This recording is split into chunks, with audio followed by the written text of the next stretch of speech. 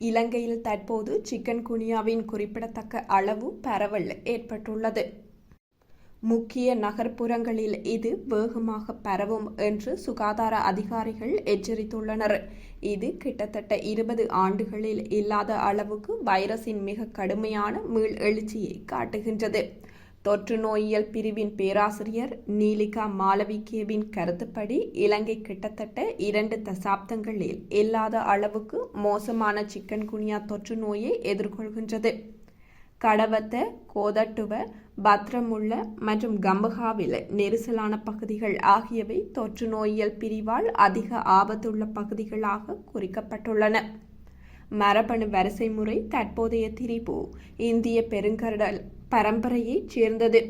Aedes aegypti நுளம்புகள் வழியாக பரவுவதற்கு சாதகமான பிறழ்வுகளை இது கொண்டுள்ளது. காய்ச்சல், மூட்டு வலி, குளிர் மற்றும் உடல் வலிகள் பொதுவான அறிகுறிகளாகும். சில நோயாளிகளில் மூட்டு வலி வாரக்கணக்கில் நீடிக்கும்.